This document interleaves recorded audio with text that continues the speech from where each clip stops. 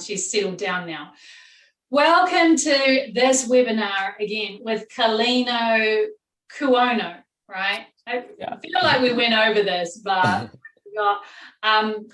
so I'm super excited to have Carlino talk today, and I'll tell you why in a minute. And I see we have 137 of us on this call today, which is so cool. I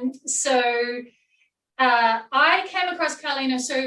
My name is Annette Kendall, for those of you who don't know who I am, and I am the director of the Center for Entrepreneurship and Innovation, which is housed in the Trulaske College of Business. So we do events we don't work with students who have businesses already. What we do is create events with the purpose of inspiring and empowering Mizzou students to, start to think, I could probably run my own business, or I could invent something, or I could do something out of the ordinary.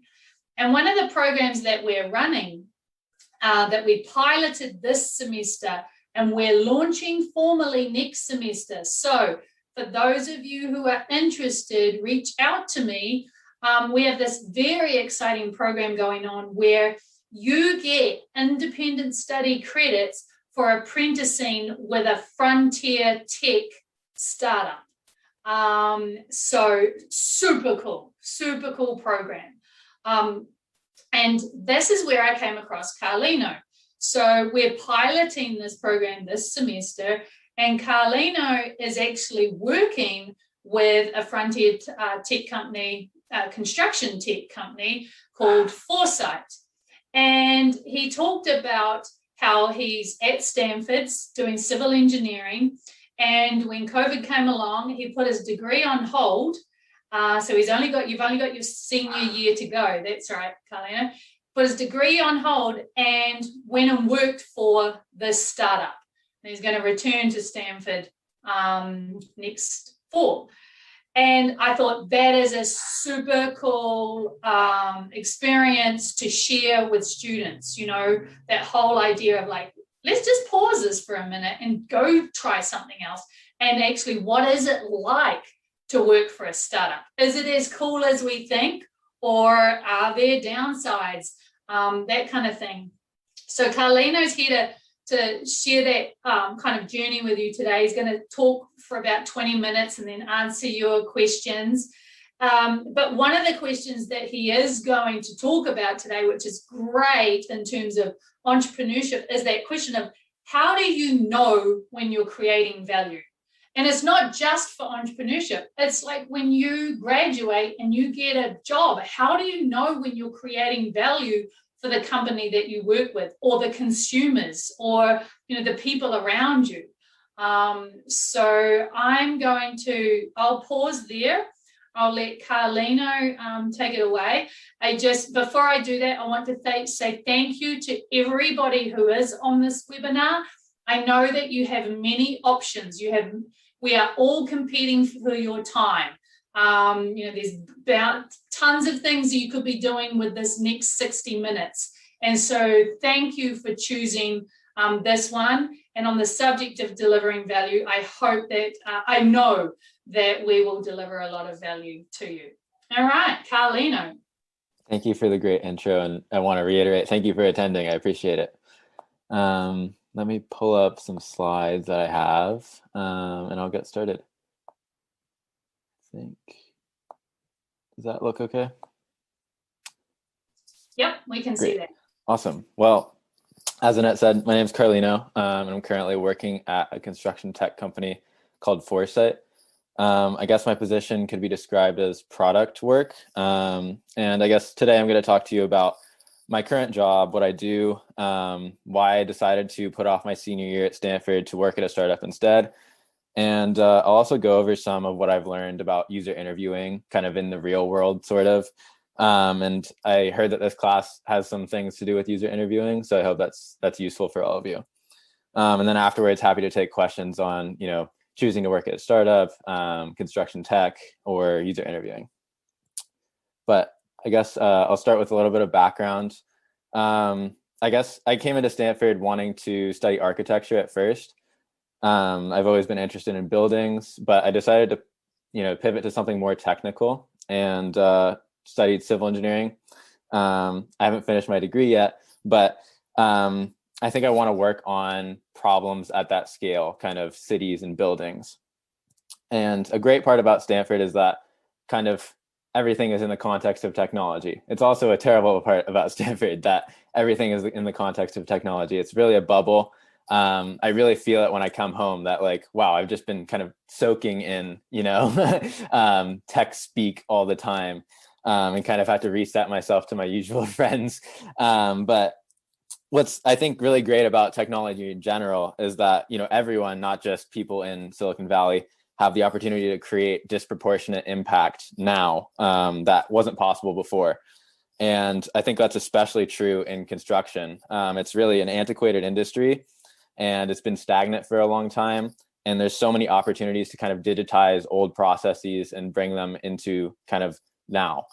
And that's kind of what brings me to construction tech. I, want to have a positive impact on, larger problems like affordable housing and sustainable urban development. And I think by addressing construction, we kind of address the root causes of those problems. To speak a little bit on, product and product management, it's kind of a buzzword, I guess, nowadays. I think entrepreneurship was really hot at Stanford, and it still is, and everywhere else. But product management is kind of giving that a run for its money these days. I think people like it because it kind of allows you to be, sort of a visionary of a product. You can manage a development team, you talk to users, you bring up ideas about features and kind of develop something over time, but you don't have to have the onus of being a CEO. You don't have to, go out and raise fundraising. You don't have to keep the ship from sinking. So that's what makes it a really attractive kind of early and mid-career option for people. But I also like it because I get that experience now, and it's skills that are applicable to things that I want to do in the future. Talking to users and kind of figuring out how to solve their problems and figuring out how to lead a team to develop features is something that'll be valuable to me later on as well. So I guess my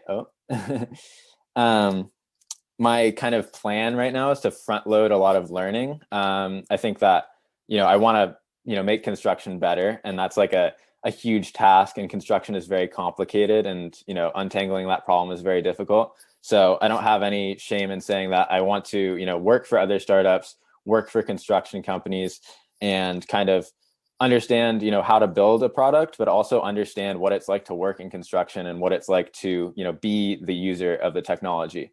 So that hopefully when I'm, building something later on, I'm not just, blindly throwing technology at, something I think is a problem. Kind of to go to the next part of my background, I guess I now work at Foresight. I've been working there for 10 months, and I guess it started as a summer internship. I guess a year ago, I was planning on studying abroad in Japan for spring and summer, and that all completely fell through. I really had no plans for the summer at that point, and I got really lucky when Foresight picked up my resume. They saw civil engineering, they saw some coding background, and decided I would be a really good fit for a product internship. Super fortunate to find that, and really good fit because it's construction tech and it's product, two things that I really wanted experience in. I guess a little bit about what Foresight does, making construction job sites safer and more secure by applying computer vision. Lots of buzzwords, but basically, applying automatic analysis to camera feeds from construction sites to detect things like, are people wearing their hard hats? Are people walking in dangerous areas? Are there any intruders on the site that we need to be aware of? Stuff like that. So what I do at Foresight is kind of help to push forward, solving problems on the construction site with our technology.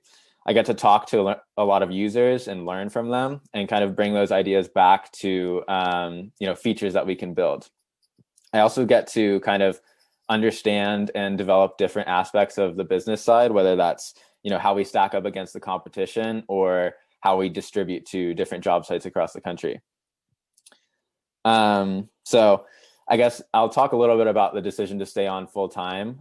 Towards the end of my summer, I basically found out that Stanford wasn't bringing anyone back in the fall. Not really anyone back in the fall. Didn't really bode well for my senior year. I didn't really want to lose the whole thing to Zoom. And I told my boss about this. Super fortunate because he said that Foresight would be happy to have me on full time. But at that point, I had to make a decision whether I was going to kind of finish the 4-year degree in 4 years or kind of say no for now to finishing my degree and do something different instead. And COVID has obviously shaken a lot of things up, but I think it made it a little bit easier to kind of make the decision to do something different and non-traditional and kind of, pause school for a while. And I'm really glad I made that decision because I think even just in the past 10 months, I've, had the opportunity to kind of take some time away from school and figure out what I want to do in the future and how I want to get there.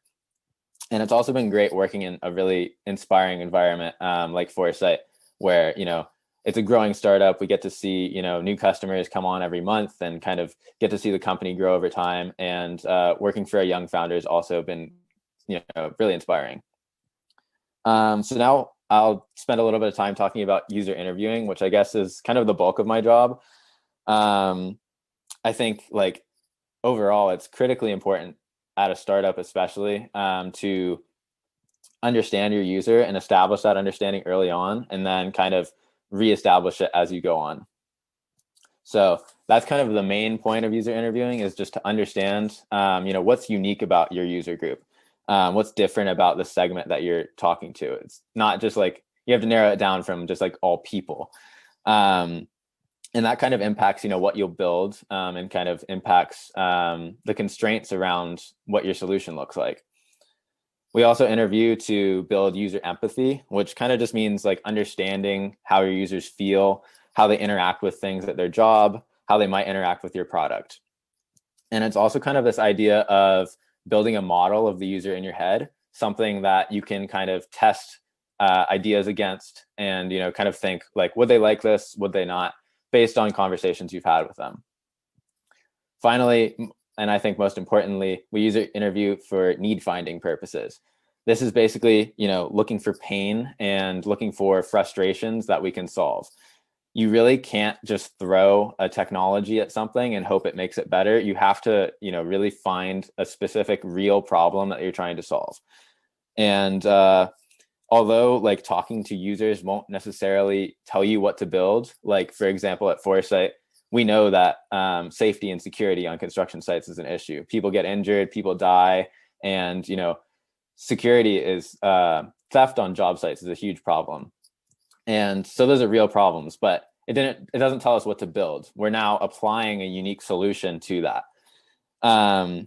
So overall, I guess user interviewing is kind of it's research. It's gathering information and filtering down to try and find the best problem to solve and trying to find the root cause of that problem.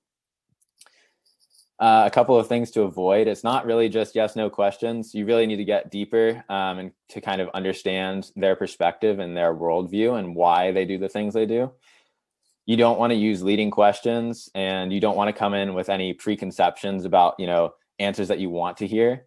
And kind of an extension of that, you don't want to go in looking to find justification for what you already know you're going to build. And so you can't really, I have this great idea for this thing and I know these people are going to use it. I just want to go in and, get some confirmation that they'll use it. You're really trying to go in and break models that you might have and figure out why they might not work, so you can make a better product in the end. I'll go over a few different kinds of user interviewing. There's ethnographic user interviewing, jobs to be done. You can do surveys. What I've focused on is kind of short form interviewing. I'll call it 80-20 interviewing. You can probably get 80% of the insights that you would get from, a 5-hour ethnographic interview from, about 20 or about 30 minutes, 45 minutes of actually, actively listening to the person. So what you choose kind of depends on how much time you have and how many people you want to talk to. There's also different kind of varieties of these, I guess. There's exploratory and validation. When you're doing exploratory interviews, you're kind of in sponge mode to kind of understand the user as much as possible, kind of really get into their shoes and, find pain points to solve. When you're in validation mode, you kind of have an idea of what the pain points are. You might have an idea of some solutions, and you're kind of trying to figure out if they fit or not. So at Foresight, I went through a phase of kind of validation interviews, kind of talking about safety and security with people, making sure that was a confirmed, problem space to work on. And then after that, I did some more exploratory interviews, looking for new problems to solve, ways to add more value to our customers with our product.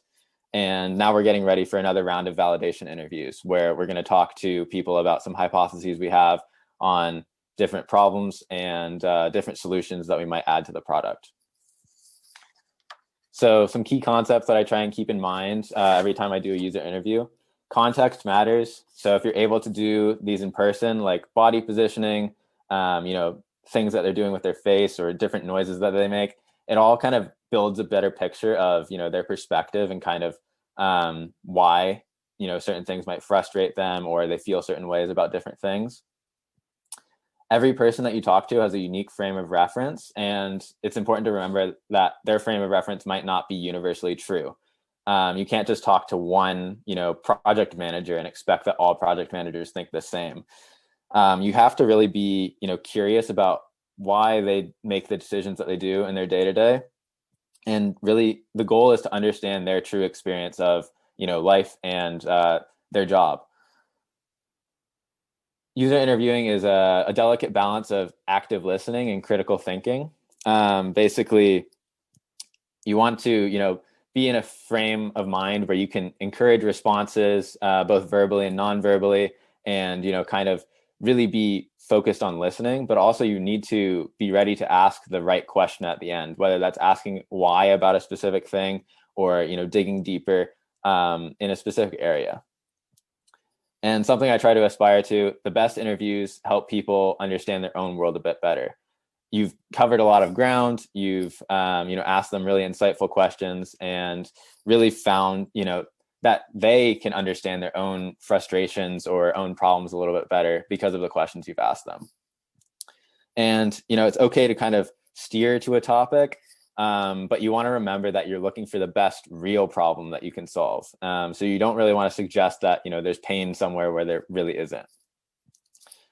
Some parts that I try to implement in my interviews, I create a guide for all my interviews. It's not really a script, but it has a few clear, concise questions to cover and, the basic beats to hit. I guess in terms of questions, like you can start with, a clear, concise question about their job, but really the main meat of the interview is going to be follow-up questions. A little bit of structure that I like to follow. Basically, I like to give the interviewee context about why I'm talking to them, set expectations for, how long it's going to take, whether it's being recorded or not, and then build rapport with them. Basically, conversational stuff to kind of gradually build up into remembering experiences. So like, what's your current job? How long have you been working there? And then build up into, how did you get to this position? Kind of build up into, this remembering mode for them. Next, you want to like kind of ask, walk me through a day in your life, or walk me through, what a day is like for a project manager, and kind of see where they take that, get context about, their job or, whatever it is you're investigating. And what I mean by follow the emotion is kind of if you detect any, frustration or happiness or, anything behind a response, you kind of want to ask why and dig deeper and see if you can find the root cause of that. And then towards the end, you might have some ideas about, what certain problems are, and you can test hypotheses by kind of, framing it as a problem you might want to solve. You don't necessarily want to ask them if they would use your solution, but you might ask something like, if a solution to this existed, would you be open to using it? Kind of to gauge if there would be, appetite for an alternative. And one thing I always do is leave time for one more question. Basically, anything else to add, or is there anything that you would think would be helpful for me to know? And I think that sometimes the best insights come at the end of the interview when you've kind of gone through all this stuff and you leave some space just for them to, talk about whatever they want to talk about. A few quick best practices: have a dedicated note taker and record the conversation if possible, so that, the person actually interviewing can focus on active listening and critical thinking. You want to schedule for fast iteration, so that you can, quickly revise and jump back into interviewing, and also for pattern recognition, because if you do them over a long period of time, your memory is going to kind of change what you observed. And also a quick tip is that if you're doing exploratory interviewing, after about 6 or 7, the insights should begin to converge. Otherwise, you might be approaching too wide of a space or too wide of a user segment. You want to communicate timing and expectations early and often. So how long it's going to take, well, we're about halfway. Basically, your job as an interviewer is to make sure that the interviewee is comfortable. They're being vulnerable with you, and you have to be there for that. You have to be a good empathetic listener and kind of just do everything you can to keep them comfortable. Included in that is kind of being on time. You definitely don't want to be late, because users have given you their valuable time, and you really want to be respectful of that. Things to avoid: you don't want to be too fixated on a hypothesis. Really, you're there to kind of understand their worldview. You're not really there to kind of workshop a problem statement. You don't want to create a persona of the person you're interviewing while you're interviewing them. It kind of results in you having assumptions about certain ways that they might act, and those assumptions are usually false. You definitely don't want to ignore inconvenient details. For example, if I was talking to certain people in construction and they said safety wasn't a concern, or they didn't really care about safety, we probably couldn't build the product we're building now. Luckily, people do care about safety, but you don't want to ignore things that might be inconvenient to your product. You need to pay attention to that, and it's often good to break your model and build a better one. And finally, you don't want to forget to be human. It's supposed to be an empathetic person-to-person conversation, and that's pretty much the most important part. There's a few allowances you have to make in reality. So in my day-to-day job, most of my user interviews are one-on-one over the phone. I'm frantically typing notes while I'm trying to actively listen to them. And I'm, often collecting insights in bulk after 4 to 5 interviews. So it's important to remember that it won't always look like a perfect user interview where you have a note taker and you have a camera and it's all going well. You have to make it work, and you have to, really figure out how to get the bulk of it without, having the perfect environment. So in terms of applying all of this, I think in product development, it's really important at all stages to be in close connection with your users. In the early stages, we use exploratory interviews to kind of understand your users and to strictly define a problem. So like I said before, it's hard to have success if you're throwing fancy technology at something you think is a problem. You really need to define a real problem that people have and solve the root cause of it.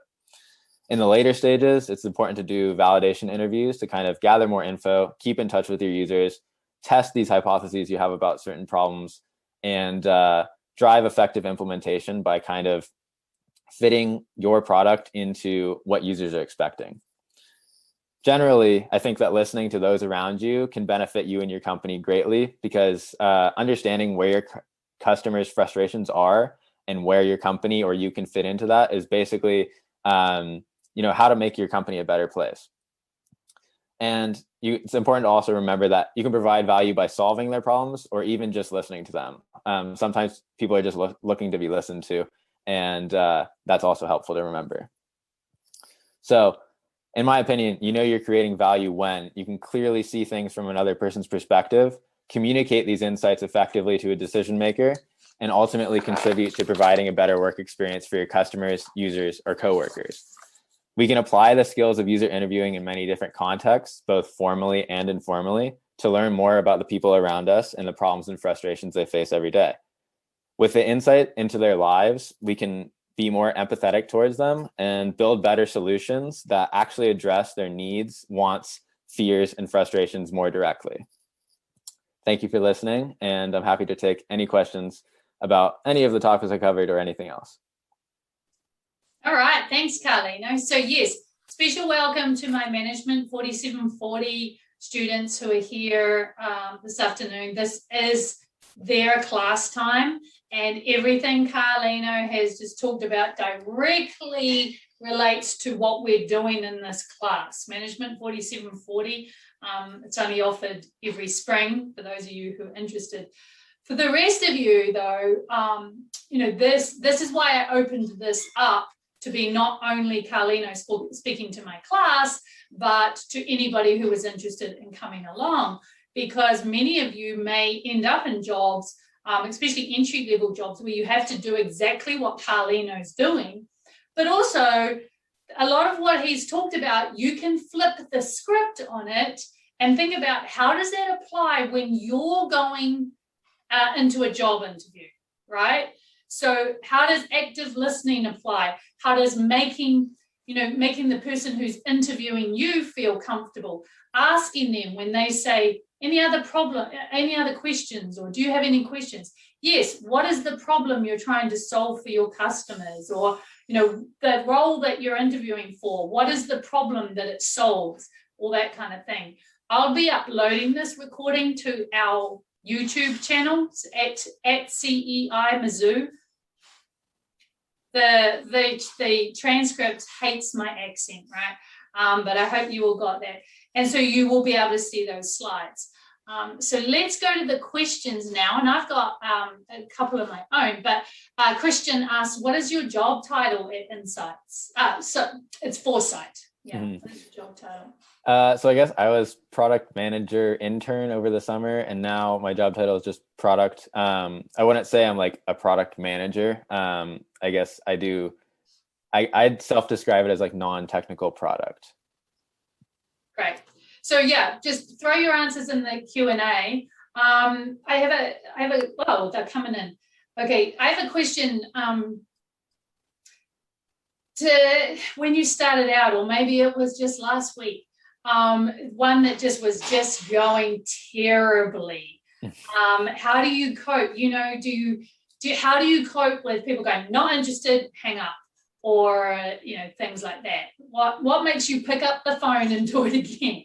Yeah, apart from the fact you're getting paid. I guess in terms of like interviews, I try not to schedule ones that I think might go terribly. Like it'll be an email, it'll at least be exchanged like that, to make sure that I'm not wasting their time, stuff like that.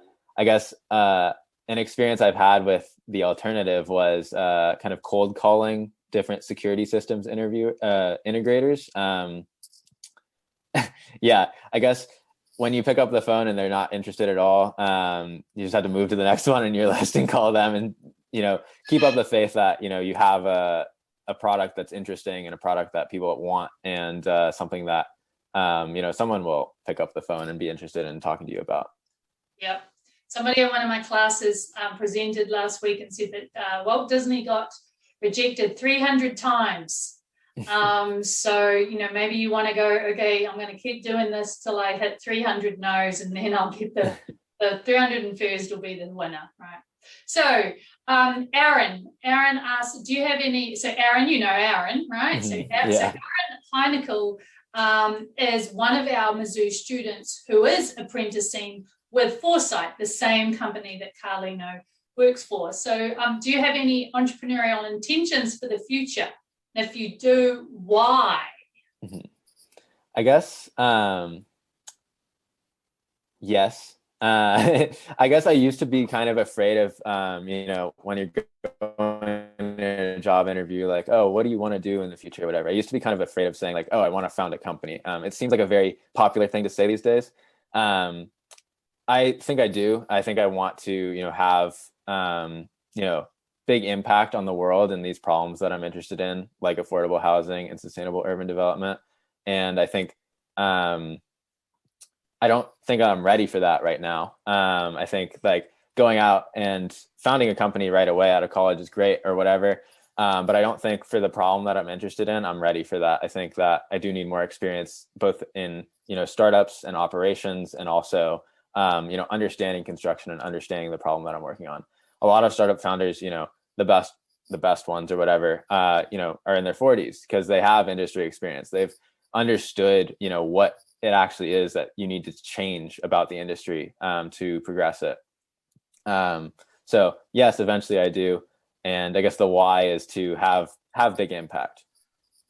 Yeah, we see that a lot. And you're right, Carlino, that most entrepreneurs are actually in their, late 40s to early 60s that have had this career, they've developed some knowledge, they have some networks, and they've figured out, hey, I think I can do this better, right? So Jack asks, in terms of the interviewing, what's more important?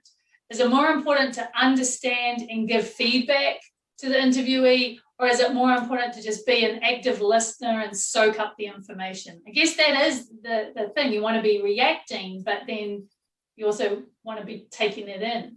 Mm-hmm. Yeah, I guess the active listening it also includes kind of stuff like, nodding and and like kind of verbally and non-verbally encouraging, good responses, whether that's like echoing back, what they said to you, confirming your understanding like that. So part of active listening is the feedback. I guess the tricky balance is also like understanding, what the next question is you're going to ask without just thinking about that the whole time. Otherwise you can't really actively listen. Yeah, that is true. So there's a couple of questions on the same line here, and this anonymous, the person who wrote it, but it's exactly the question I asked too, that when things open back up, will you really go back and complete your senior year? I think you will, or will you continue working? I do have plans to go back in the fall for sure. I definitely want, I'm so close now, I might as well finish up. Yeah. And was that on your mind? Like, I know, was it a fear like, well, if I stop, what if I never go back? Did that enter your mind that it was a possibility? Yeah, I guess I'm also fearful of like, if I go back, like, am I just gonna have forgotten how to do school? Because it's definitely different. I think I was lucky that, Stanford is kind of offering like one class to people, even if they're on a leave, to kind of, I guess, make up for the fact that they weren't able to bring people back and stuff like that. So I've been able to kind of stay engaged with school a little bit, to kind of, stave off both, being too disillusioned about it or, not really understanding how to get back into the fold. So I hope that pays off.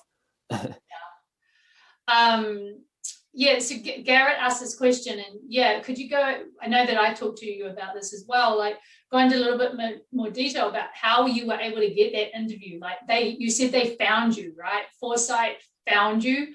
How did that happen? Where did they find you?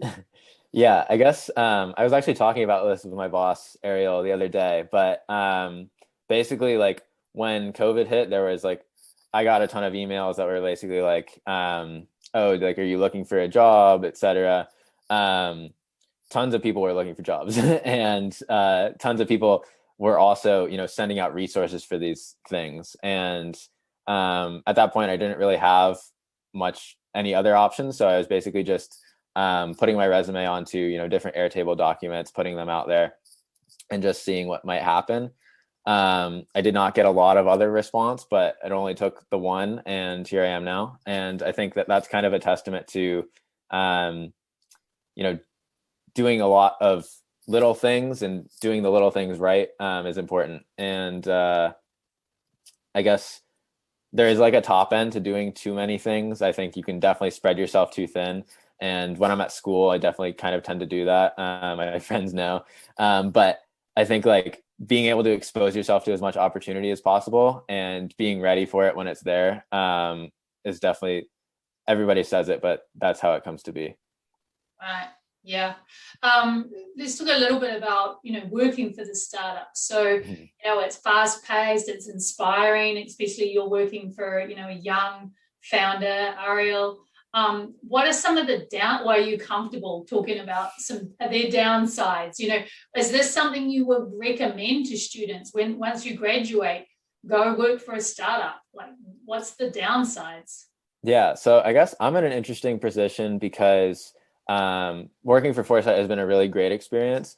Over the summer, also in kind of that same flurry of, looking for things to do, I got another internship that was part-time, and I guess it wasn't at a startup, but it was at kind of the startup equivalent in venture capital.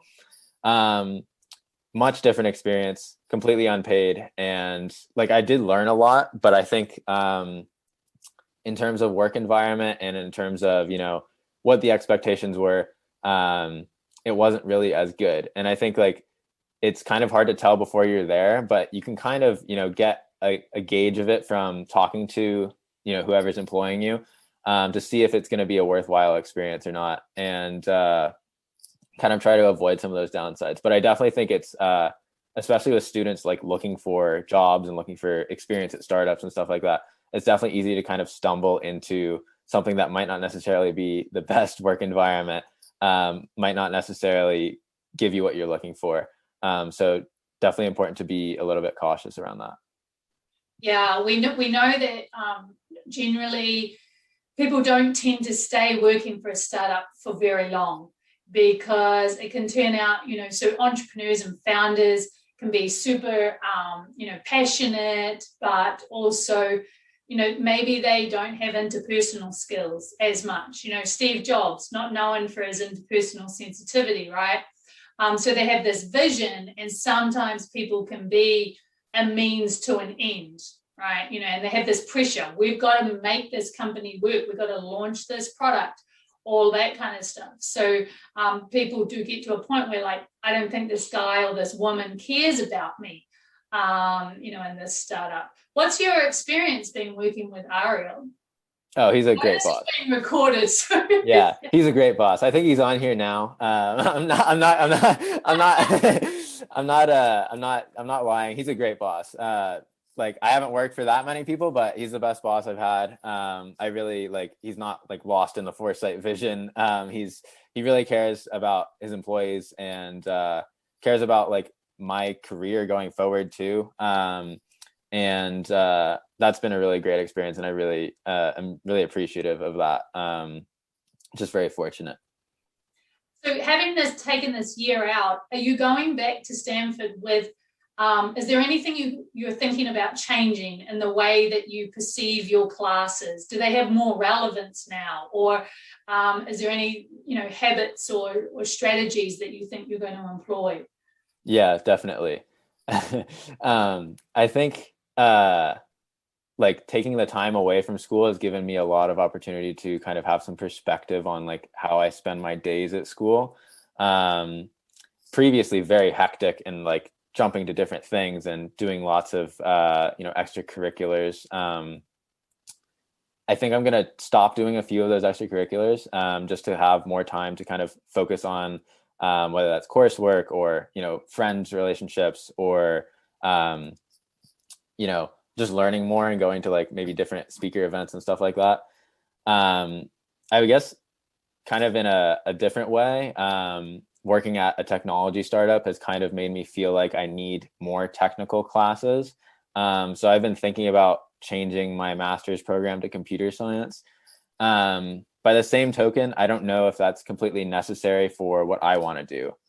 So that's kind of a decision that I've been, mulling over for actually a few months now.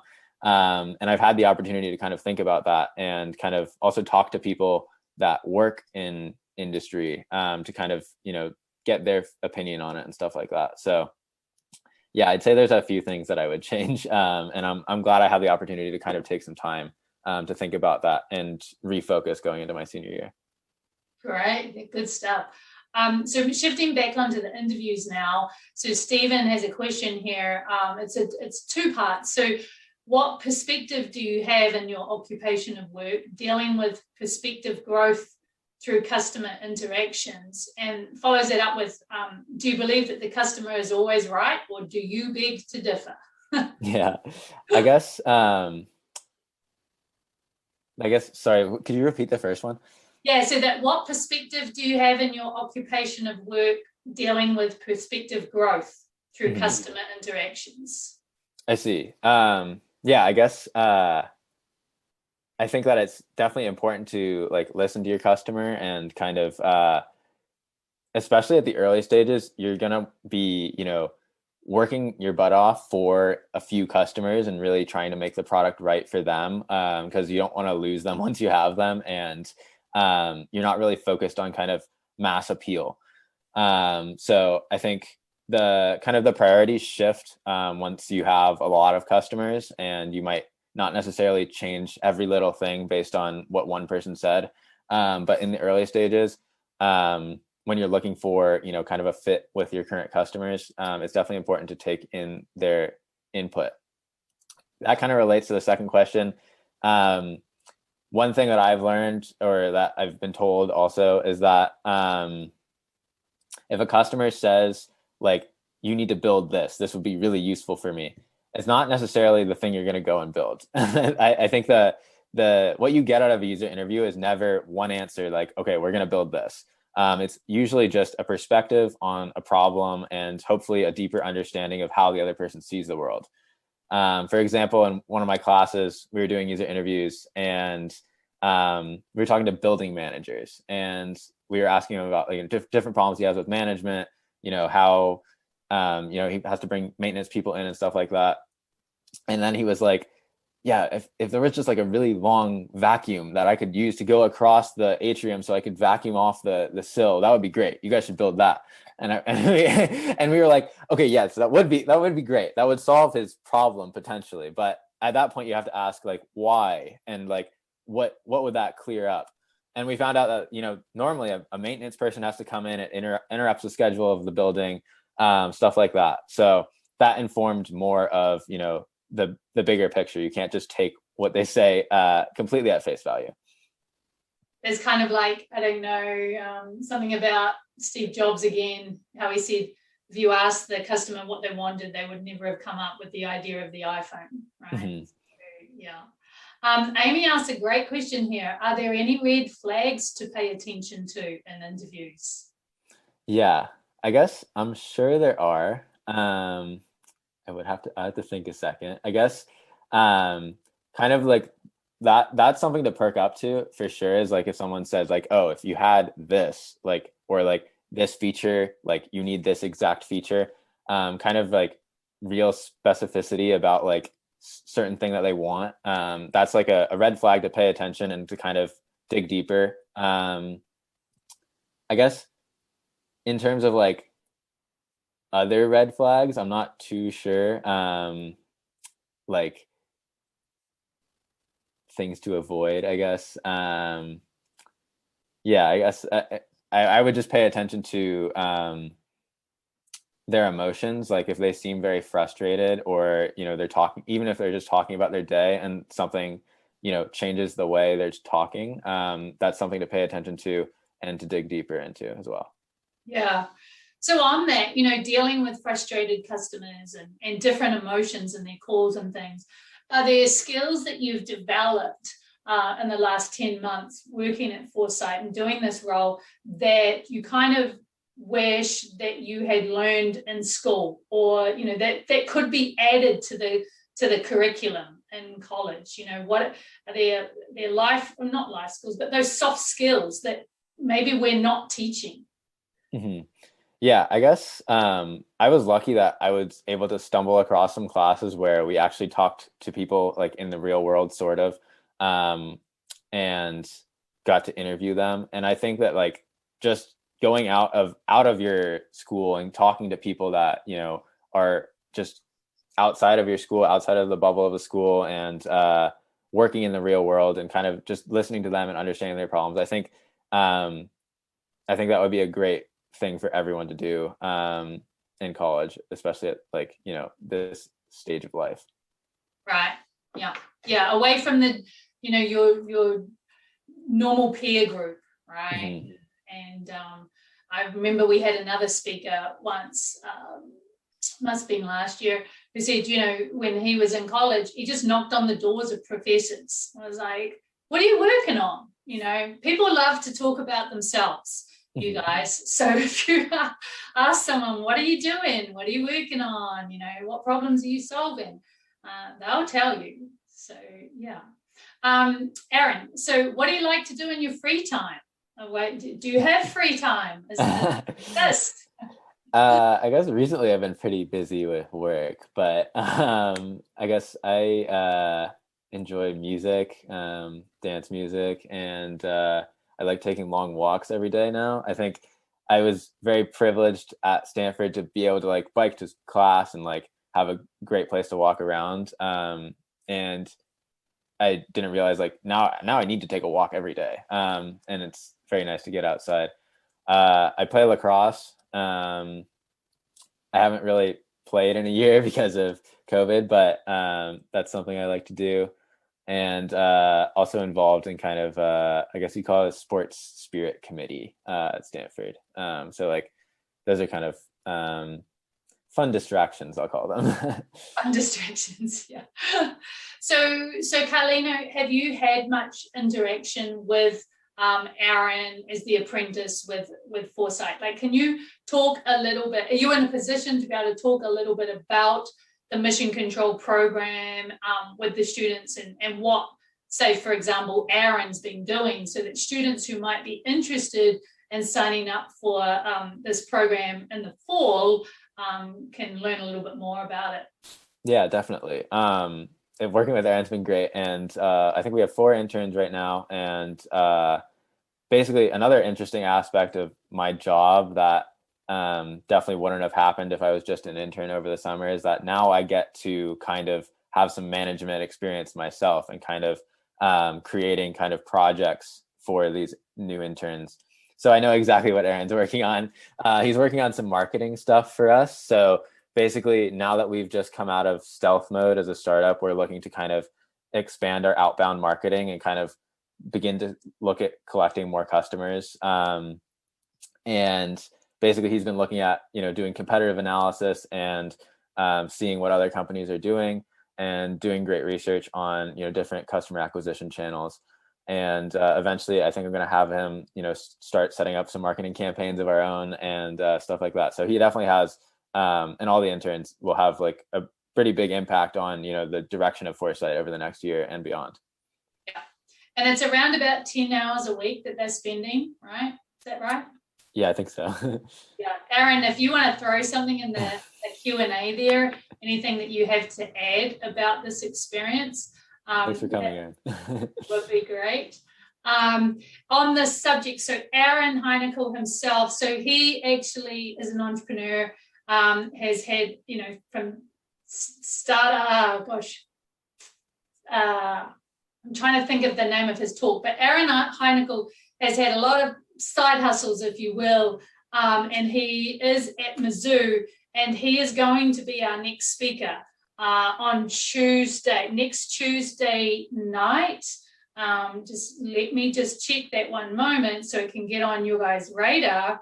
So yeah, Tuesday night, the 23rd at 7:00, Aaron Heineckel is going to talk about his experiences of creating these businesses while he's been a student, the failures that he's had, what to avoid, and also on the subject of technology, some technology that you can use to start your business. And he probably will answer questions about this mission control apprenticeship program while he's there. Okay, so if you have another question, quickly throw it in the Q&A if you like. But thanks, Carlino. We are getting kind of close to time. Thanks, Carlino, for everything you've shared. And yes, we are going to put this on our YouTube channel. Do you mind sharing your details if anyone has any more questions or anything? Oh, yeah, sure. I guess maybe the easiest way, if anyone wants to write it down, is I'll just share my screen again. My email is on there. You can feel free to email me. Wait, let me figure this out. Sorry.